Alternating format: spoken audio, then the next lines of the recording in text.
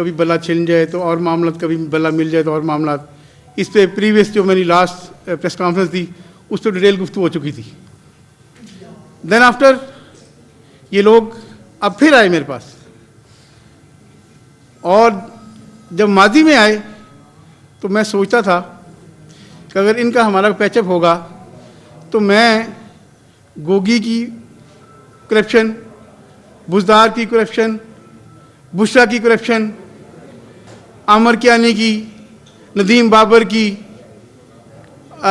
जंगी तरीन की सब्सिडी, ये सब चीज़ों को मैं कैसे डिफेंड करूंगा, ये मेरे अंदर बात चलती दिल में। अच्छा हुआ वो मामला पाया तकमील तक ना पहुँचे। अब फिर ये लोग मेरे पास आए और इन्होंने कहा कि जी हम आपको ज्वाइन करना चाहते हैं, हम एज ए विनर पार्टी आपको ज्वाइन करना चाहते हैं। मैं ठीक है। और मैंने सोचा कि हमारा नारा क्वेश्चन के साथ मौत है, हम शफाफियत को प्रमोट करने वाले हैं, हक सच की बात करने वाले हैं, तो ये कैसे पॉसिबल होगा। तो मैं दिल में सोचा कि जो नीट लोग होंगे उनको मैं लूँगा, जो नीट लोग नहीं होंगे उनको मैं नहीं लूँगा। फिर इनकी कॉल आई, इन्होंने कहा जी हम ऐसे करते हैं कि डॉक्टर साहब आपको हम ज्वाइन करते हैं सब लोग, आप दुबई चले जाएं, आप पार्टी हमारे हवाले करके दुबई चले जाएं कि दूसरे लोग आपको डिस्टर्ब ना करें, दूसरे लोग आपको परेशान ना करें। मैंने कहा ये कैसे पॉसिबल है भैया, मैं दुबई चल जाऊं। फिर कहते ऐसे करें जनाब आप पार्टी सेल कर दें। मैं कहा यार आप ये क्या बात कर रहे हैं, व्हाट इज़ दिस, क्या क्या कह रहे हैं आप। ये मुझे कहा गया कि आप मुझे हमें पार्टी सेल कर दें और आप दुबई शिफ्ट हो जाएं या इधर चल जाएं, या कह दें कि मैंने सियासत तलगी का ऐलान कर दिया है। तो मैंने कहा बड़े अफसोस की बात है, ये ऐसा पॉसिबल नहीं है, और मेरा तो दिल ही नहीं मानता, मेरा तो ज़मीर इस बात की इजाज़त नहीं देता कि मैं आप लोगों के साथ चलूं। तो आपने आज कैसी बात कर दी है। उसके बाद मैं सोच रहा था कि ये टिकट फरोश, ये सियासत फरोश, ये इक़्तिदार फरोश, ये गड़ी फरोश, ये तमाम लोग जो ये ज़मीर फरोशी करने वाले हैं, तो मैं इनको डिफेंड कैसे करूँगा। मैं आज आपके सामने ये कह सकता हूँ कि जो लोग टिकटें बेचते रहे और इनके कैंडिडेट वोट खरीदते रहे, हाउ इट इज़ पॉसिबल कि ये पाकिस्तान में चेंज लेके आएंगे। तो आज मैं समझता हूँ कि इमरान खान ने जो हो रहा है, जैसे अली अमीन गंडापुर को अनाउंस किया गया, जैसे मियां असलम इकबाल को अनाउंस किया गया, जैसे माजी में परवेज़ इलाही साहब को अनाउंस किया गया, तो मुझे बताएं, मुझे इस बात का कोई जवाब देगा कि ये कैसी शफाफियत थी, कैसी हक बात थी, कैसी ये तब्दीली थी। इमरान खान साहब ने जो 22 साल जद्दोजहद थी, जो एक लमबंदी थी, एक सब बंदी थी कि दौस दांदी को डिस्करेज करेंगे, शफाफियत को प्रमोट करेंगे, तो उसका बेड़ा गर्क कर दिया।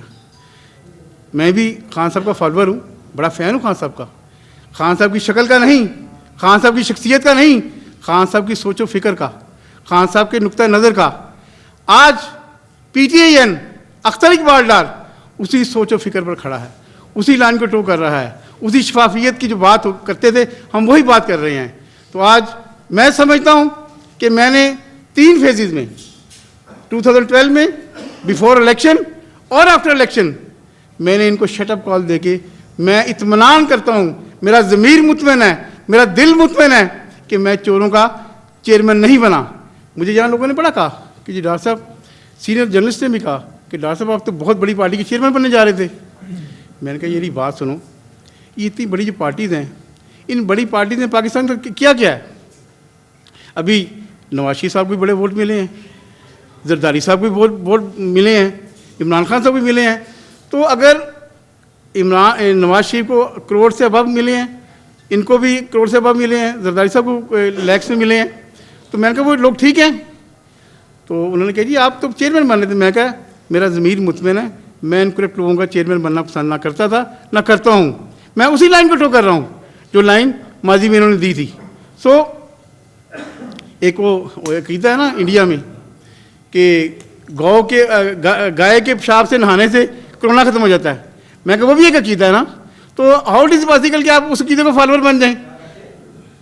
तो आज मैं समझता हूँ कि PTN अपनी अक़दार, अपनी सोच व फिक्र, अपनी लाइन, अपनी शफाफियत की जो लाइन थी उस पर खड़ी है। वो हमें वोट नहीं मिले, हमें वोट कम मिले हैं, हमारे कैंडिडेट को वोट कम मिले हैं। क्यों कम मिले हैं? हमारे पास वसाइल नहीं थे, हमारे पास खरीदो फरोख्त करने की हिम्मत नहीं थी, हमारे पास गाड़ियाँ नहीं थी, हमारे पास पैसा नहीं था। आपको पता है कि इन लोगों ने जो टिकट्स बेचे हैं और कैंडिडेट से भी वोट खरीदे हैं, तो ये कैसे पॉसिबल होगा? ये पाकिस्तान कैसे मुस्बत डगर पे चलेगा?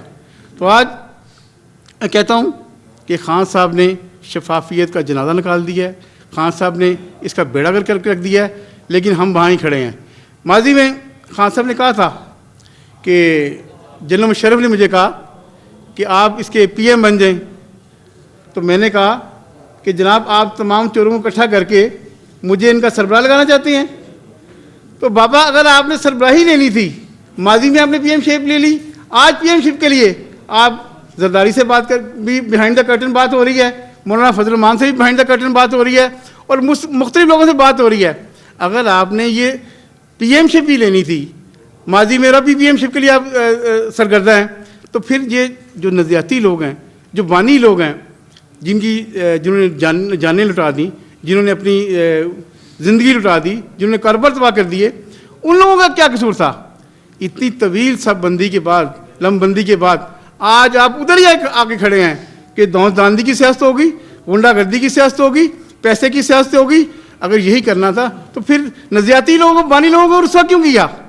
तो आज मैं समझता हूँ कि इनका चैप्टर क्लोज है और PTIN उसी अफकार पे खड़ी है। PTN हम क्या चाहते हैं? हम चाहते हैं शिरवादानियत पर यकीन रखते हुए आगे बढ़ें। हम क्या चाहते हैं?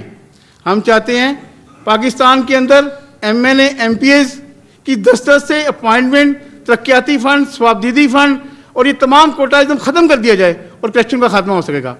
PTN ये चाहती है कि पाकिस्तान के अंदर पॉलिटिकल ट्रेनिंग सेंटर्स बनाए जाएं, जिनके अंदर पॉलिटिकल कारकुनान को ट्रेन किया जाए और उन ट्रेन वर्कर्स के पॉलिटिकल पार्टीज की जाएं, ताकि ठेकेदारान और पैसे की और अनपढ़ जो लोग हैं, जिनके सपुर्द पार्टीज हैं, उनसे छुटकारा हासिल किया जा सके।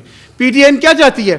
PTN ये चाहती है कि इलेक्शन कमीशन को इतना स्ट्रॉन्ग किया जाए, ऐसी इस्लाहात की जाएं और इलेक्शन को इतना सस्ता कर दिया जाए कि पाकिस्तान के अंदर जो नौजवान हैं, जो मुतवस्सित तबके के लोग हैं, वो पार्टिसिपेट कर सकें और EVM टाइप इस्लाहात की जा सकें, ताकि जो आज प्रॉब्लम क्रिएट हो रही हैं, जो आज दांदी का शोर मच रहा है, जो आज मुश्किलात का सामना है, ऐसी मुश्किलात का सामना ना हो सके।